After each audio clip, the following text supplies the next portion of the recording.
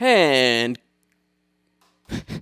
coming back for one last time for a final performance here this evening. Hey, I tell you what, this is our last little Fane comparison here with the Bassman, and the very first thing I've got to say is a big thanks to Dean and Wayne at WGS. They're the ones who, when I came up with this idea and said, hey, I want some 4-ohm versions of some of your most popular speakers, specifically for this 4-ohm Bassman, they're the ones who basically said, yeah, I think we can do that.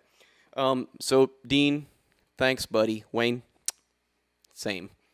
Okay, so hey, here's our Fane. Oh, I've got the ET65 loaded in here right now. I've got big hopes for this speaker. I hope it doesn't let me down.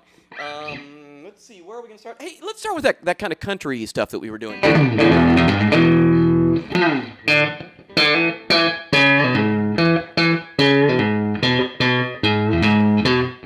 Okay.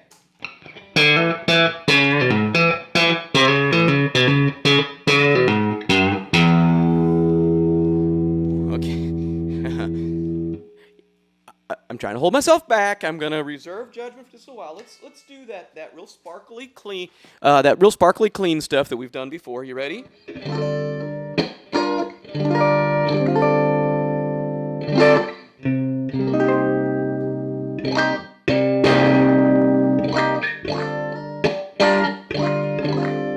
Okay, that's the Fane, and here's the ET65.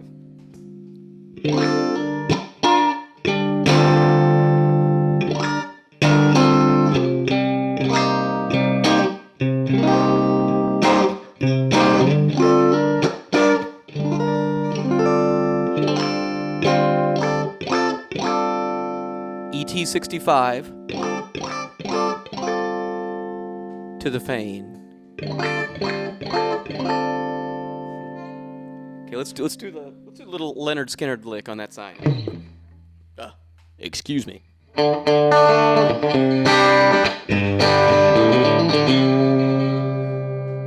the ET65.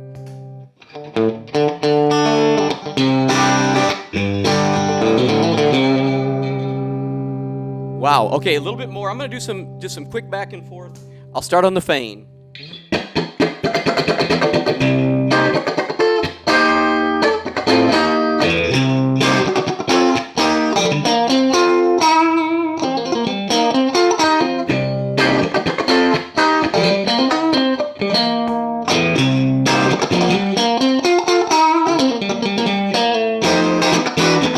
ET65.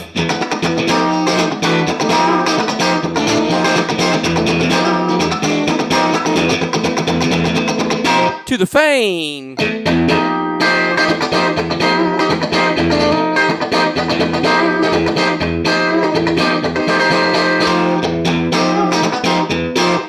Okay. I am not withholding judgment anymore. It's the 65. Haha, baby.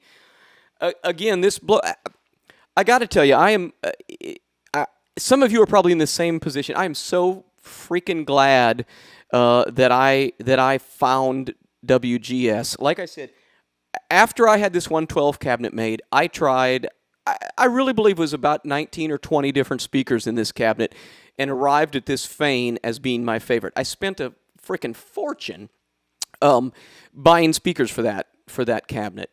And so far, every WGS speaker that I've tried has sounded at least very close to as pleasing to my ears. All of them have had some slight advantage in certain ways, mostly a little bit nicer Fendery brightness, without being ice picky on the highs. But the 65 really is just crazy good. Let's try in the bass instrument channel the high gain and see if we still feel the same way. Okay, so I'm going to start out in the Fane, and I know what I'm going to do. You ready?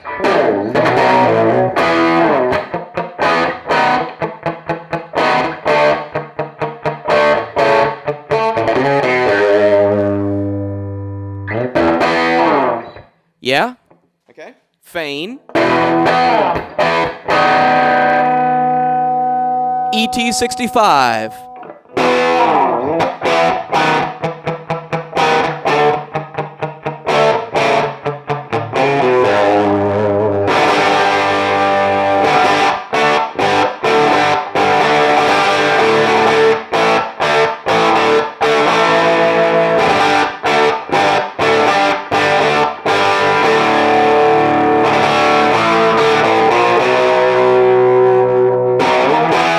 See it all around here. Okay, sorry. Couldn't help myself. Okay, that's pretty freaking awesome. That's the ET65.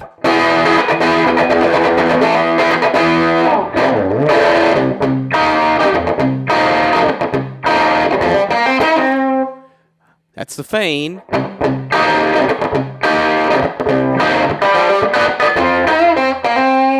To the ET65.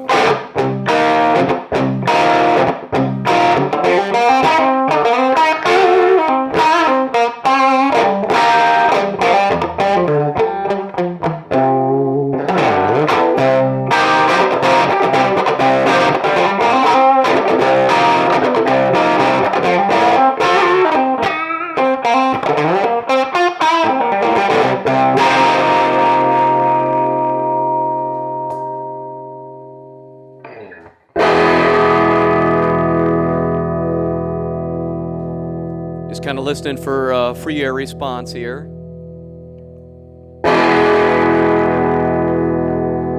On the Fane. Now the 65.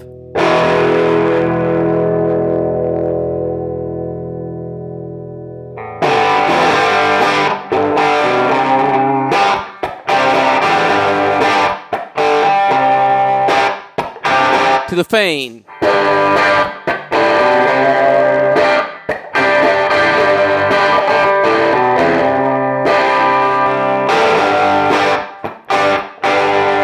That's the 65. To the Fane. Wow. Okay. I think, actually, believe it or not, on the high gain, I was kind of like, yeah, either one. They're both really awesome. Gosh, which one I lean towards, I don't really know. On the clean sound, I definitely preferred the ET65. And so the big... Now, I will say this. I'm in love with this amp anyway. I think this amp sounds great. Everyone who listens to it basically says, what would you take for it? And I go, sorry, not for sale. I got a lot of other amps for sale, but this one, not so much. So it's a really neat sounding tone machine. And I loved the G12 with it as well, so wow. I think I'd probably, honestly though, I think I'd probably put the G12 in it. Huh, I was expecting I love, actually the ET65 sounds, you all probably have realized this or noticed this, very similar to the Fane. It's a little more subdued on the top end, a little bit bigger on the bottom end, just like the Fane is. The G12 was everything on the bottom, but just a little bit more coolness on the top. Just for the fun of it, we'll do volume before I quit here.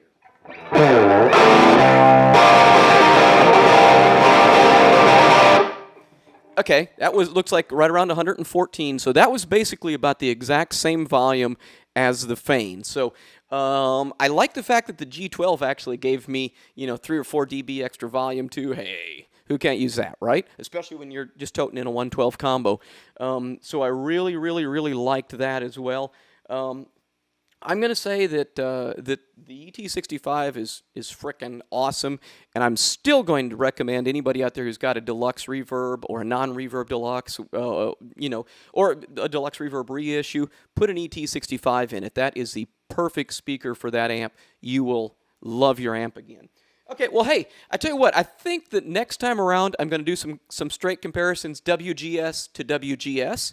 In other words, what I mean by that is like a Veteran 30 to a Retro 30, because you might be wondering kind of what the differences are there, a Reaper to a Greenback, and some of those kind of things. I'll probably I might use the same Bassman because, you know, it's got both that very, very, very standard clean Fender tone and the other tone. Hey, by the way, hit the little button that says email me if you want to sort of request any specific shootouts, and I'll try to do that. Especially if I get, you know, multiple people making the same request, then I'll know that. And I have had multiple people request shootouts between the various WGS speakers. In other words, it's like, okay, dude, you know, quit cramming it down my throat. You sold me on the fact that the WGSs are cool, and I'm going to put one of mine in the, you know, fill in the blank amp. But I'm really still on the fence between the Vintage 30 and the Retro 30, and I'm still kind of almost thinking Reaper, so could I hear the difference between all of them? I think that's probably what I'll do next. So y'all come back. You hear?